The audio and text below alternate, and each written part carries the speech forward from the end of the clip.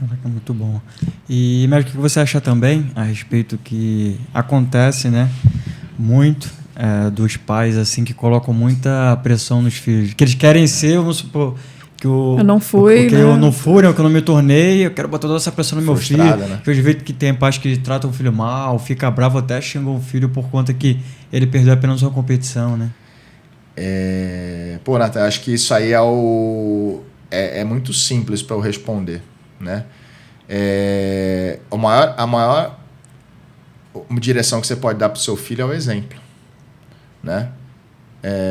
Cara, você quer algo? Cara, esse cara que está fazendo, o que você faz? Você treina jiu-jitsu? Ele treina jiu-jitsu? Ele quer que o filho dele seja campeão? Ele treina jiu-jitsu? Né? Então, primeiro de tudo, eu não posso estar do lado de fora.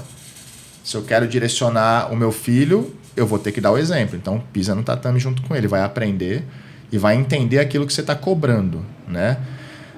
Existem vários pontos. Existem as pessoas por ambição ali, talvez ali, né, um sentimento de que uma frustração de não ter sido e querer agora realizar o sonho dele no filho, através do filho.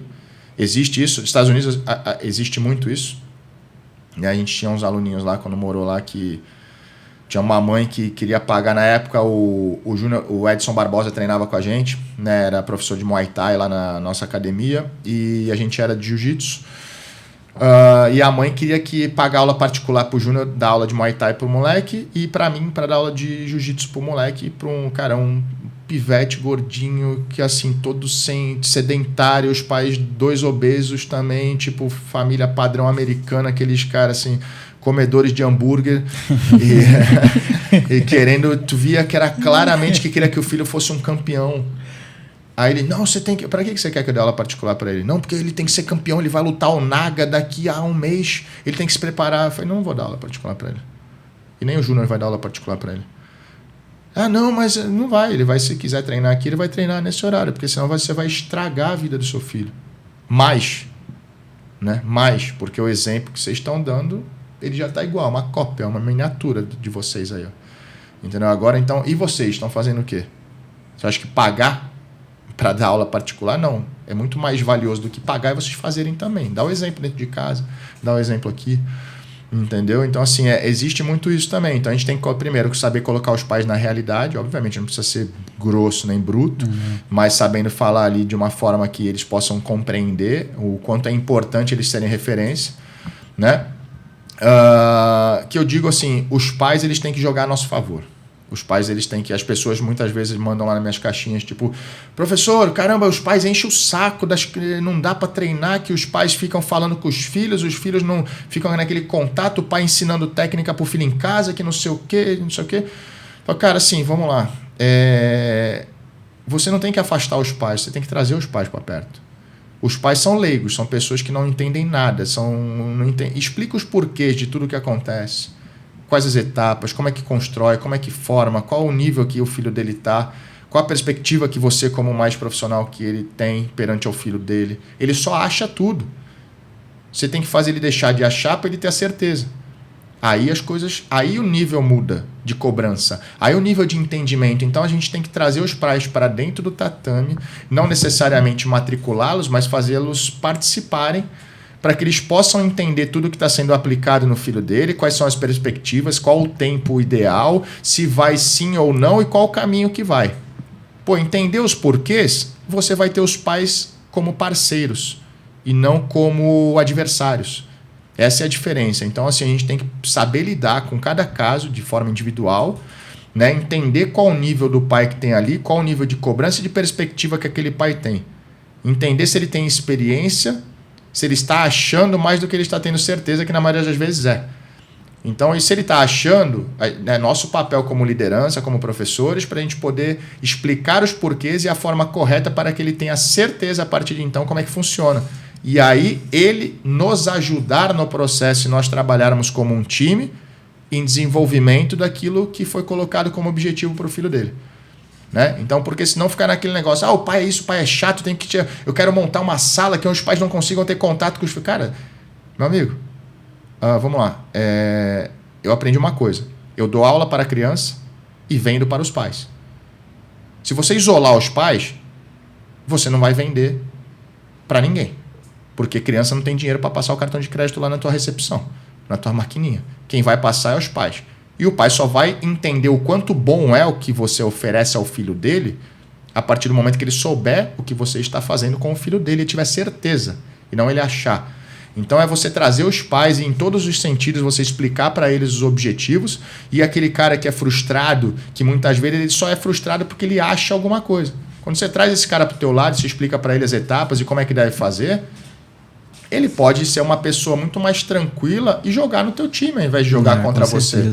Entendeu? É tudo relacionamento, cara. Eu costumo dizer que, cara, relacionamento interpessoal é o segredo do sucesso do ser humano em qualquer ponto que ele se encontre. Na sua casa, no seu trabalho, na sua academia. É você entender a cada uma das pessoas e saber falar a linguagem delas. E isso a liderança tem que saber, tem que ter domínio disso. E acontece também muito, né? Que eu vejo também nos Estados Unidos, quando a criancinha começa ali a ser introduzida no jiu-jitsu, 4, 5 aninhos, os pais ficam de fora, né? Eu acho que não seja nem por mal, né? Por ser pai e mãe, se querer proteger o filho já olha, ele querer passar à frente do professor, né? Com certeza, né, Nathan? Você pega assim, a gente está falando dos bens mais preciosos dos seres humanos, né? São os filhos. Pega teu filho, coloca na frente assim e deixa ele brigar. Vamos ver qual vai ser a sua reação. Né? Você vai ficar controlado, totalmente seguro, calmo. Né? Se você não tem domínio daquele cenário, né? Você é o leigo. Né? Então imagina que o pai e a mãe estão na frente, o pai e a mãe nunca praticaram arte marcial e o filho está ali lutando. Uma criança lutando com outra e a outra está por cima amassando e estrangulando. E, cara, qual vai ser a tua reação desse pai e dessa mãe que são leigos ali? Cara, eles estão com a emoção à flor da pele, é o ápice da emoção deles, é o bem mais precioso deles colocando risco ali, em risco de vida. Né? Óbvio que eles vão ter atitudes que um leigo teria. E a gente tem que ter essa noção, a gente tem que ter essa empatia de saber entender isso e saber lidar com isso. Né? Tudo papel de quem tem mais experiência. E essas pessoas somos nós, professores, somos nós, líderes. E nós temos que preparar nosso time para isso também. É verdade. E a gente também estava conversando um pouco antes, né, de começar o podcast, falando sobre as personalidades que estão vindo hoje para o jiu-jitsu, né? Hoje a gente tem bastante artistas, cantores, influencers que não são do mundo do jiu-jitsu, mas que estão encontrando o jiu-jitsu como válvula de escape, terapia, estão recebendo os benefícios que o jiu-jitsu traz, né, para a vida, como saúde, são enormes, né, os benefícios. E aí eu queria que você falasse um pouco a respeito de como que principalmente de como que a comunidade tem que receber essas pessoas, né, porque assim como o atleta não treina como um praticante, né, como um hobbyista, ele não pode cobrar dessa pessoa também que tem a mesma quantidade de treino, que tem o mesmo número de competições. Então, qual seria a maneira ideal para a comunidade acolher essas pessoas para que cada vez a nossa comunidade do jiu-jitsu esteja mais forte e receba mais praticantes, mais investimentos? Com certeza, né, Karine? Hoje o jiu-jitsu, na realidade, eu costumo dizer que é um produto muito bom. Nós temos na mão um dos melhores produtos do mundo, né? Você vê hoje por quem pratica. São essas pessoas que você está falando. Vamos lá dizer assim, o Mark Zuckerberg. Cara, um dos maiores empresários do planeta e todas as declarações que ele já deu. Por que eu não conheci isso antes? Né? Uma pessoa dessa, ela é altamente bem-sucedida. Ele está entre os poucos do planeta que chegaram no patamar ali dele. E depois a gente pega, além dele, diversos outros. Pessoas muito bem-sucedidas que descobriram ou tiveram a arte marcial, o jiu-jitsu, como uma ferramenta que pudesse potencializar ali o que elas já faziam de bom. Tá? Então, a gente pega influenciadores, como você disse. A gente tem o Ícaro de Carvalho lá comigo em Santos, tem o Thales Gomes aqui com o Fábio, né? Tem o Wendel Carvalho aqui em São Paulo também, com o Jura, e diversos outros, que essas pessoas são líderes, são influenciadores, né, de milhões de pessoas no Brasil e até mesmo no mundo. Tá? E já são pessoas bem-sucedidas. e conheceram o jiu-jitsu depois. Tá? E o que será que pessoas tão bem-sucedidas desse jeito viram no jiu-jitsu? Viram aquilo que nós, competidores, professores, líderes, né, da comunidade, sempre tivemos, que é o que a sociedade precisa. Para você, cara, viver em sociedade, você precisa dos valores que a arte marcial oferece. Quanto mais você tiver esses valores enraizados em você, mais chance de sucesso você tem. Então, é muito claro que essas pessoas detectaram isso. E elas usufruem do jiu-jitsu para serem pessoas melhores, profissionais melhores e gerarem mais resultado. Líderes melhores. O jiu-jitsu constrói líderes, né? A gente estava falando até então de faixas pretas. O que é um faixa preta? Faixa preta é um líder. É um líder. Por mais que ele não seja um professor, ele é um líder, ele é uma referência. Em qualquer situaçãozinha de rua que tem um faixa preta de jiu-jitsu e sabe que o pessoal sabe que é faixa preta de jiu-jitsu, ele é tratado com diferença. Cara, acontece direto. Você tá num churrasco, né, coisa de família ou de amigos e tal. Você chega, tem uma meia dúzia, sabe que você pratica luta, que você é faixa preta. E aí, mexe comigo aqui agora. Olha quem chegou aqui, olha quem chegou. Aí chegou o Joãozinho, que joga beach tênis. Aí o Joãozinho chega depois de você na roda e vai falar: ô João, beleza? Ninguém nem dá atenção pro João. Ô João, entra aí. Aí o João chega na roda e ninguém nem viu o que o João falou. É normal, cara. Então, assim, isso é um pequeno detalhe que mostra o impacto de uma faixa preta na cintura de qualquer pessoa. Né? Não precisa ser um campeão. Né? Porque para você chegar na faixa preta de jiu-jitsu, você já é um campeão. Pra você chegar, a gente acha que tem muito porque a gente vive isso aqui. Mas não tem nada. Entendeu? Tem muito pouco na realidade. Né? E bons, assim, nesses quesitos, menos ainda. Né? Então, assim, essas pessoas, esses grandes líderes, influenciadores, gestores, empresários, né, eles viram no jiu-jitsu uma ferramenta de potencializar, né, as lideranças. Esses líderes se tornam líderes melhores e mais fortes através do que nós temos.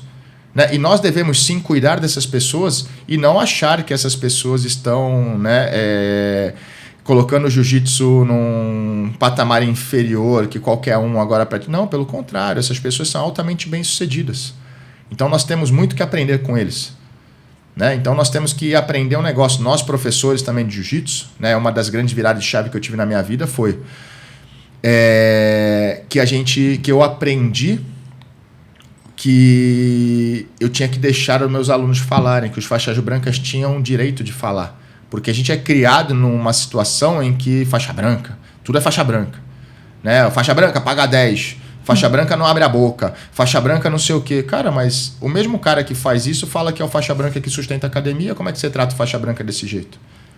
A gente inibe as pessoas que estão ao nosso lado devido à cultura que nós fomos criados, das pessoas menos graduadas falarem.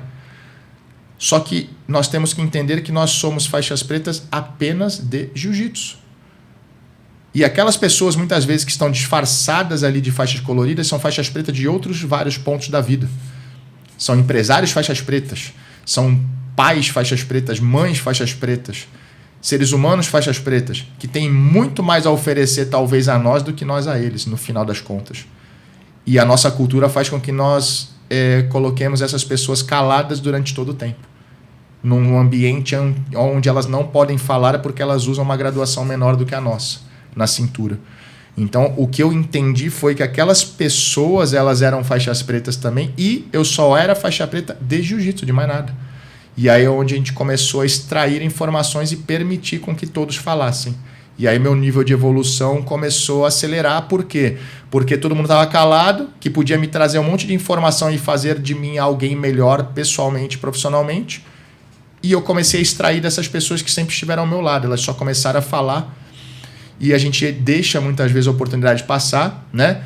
O Ícaro faixa azul. Cara, o que o Ícaro já me alavancou a minha empresa em termos de me ensinar estratégias. Ele é mais novo que eu, né? Ele é menos graduado que eu, só que ele é mais bem sucedido que eu em pontos que eu não sou. Eu sou professor dele de jiu-jitsu. Entendeu? Então, essa troca de informação faz com que a gente cresça ambos. Eu dou para ele o que ele precisa, ele me dá o que eu preciso. É uma troca recíproca, vinda de um faixa azul para um preto e de um preto para um azul, mas na realidade de duas pessoas. Via de mão dupla, né?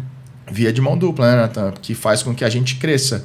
E aí a gente entra nesse ponto. É importante saber ter essa leitura de que essas pessoas são muito importantes e não crescer o olho no que elas têm, né? Mas sim saber extrair, que a vida é uma troca, tem que ser uma troca justa. Né? A gente dá o melhor que a gente tem, com certeza as pessoas vão devolver o melhor delas. Né? Então a gente dá o que eles estão buscando na gente. Cara, valores, princípios, técnicas, habilidades. Cara, que a gente seja generoso o suficiente para causar um impacto na vida deles, ativar a lei da reciprocidade e eles vão dar o melhor que eles têm. E o melhor que eles têm pode nos proporcionar desenvolvimento também. Né? Então, assim, a gente oferece o melhor que a gente tem, que é o que eles vêm buscar a gente, e eles vão devolver com o melhor deles, que vão ajudar a gente também. E é o crescimento e a importância dessas pessoas. Mas não somente das estrelas, não somente dos famosos, não somente, né? Mas, cara, eu posso ter ali uma pessoa do meu lado ali, cara, que é um pai de família, como nós temos lá na academia, diversas famílias treinando conosco. Um cara que tem 5 filhos, um casamento super feliz, esposa, marido bonito, filhos bonitos, felizes, harmoniosos, não é uma máscara, é real, né? Que ambos têm trabalho, emprego bom, né? Porque, caramba, como é que essa pessoa é muito mais faixa preta que eu, cara? Entendeu? Como é que um cara consegue ter uma família com 5 filhos, sustentar, ser feliz durante tanto tempo, uma família tão conectada, unida? Cara, isso é ser muito mais faixa preta do que eu sou de jiu-jitsu. É ser muito mais campeão mundial do que eu. Entendeu? Então, assim, eu tive isso ao meu lado, a gente tem isso ao nosso lado todos os dias, a todo instante. É só a gente parar um pouquinho e olhar para isso, né? Faz toda a diferença, a gente usufrui, né, dessas habilidades que as pessoas têm a nosso favor e a gente cresce junto.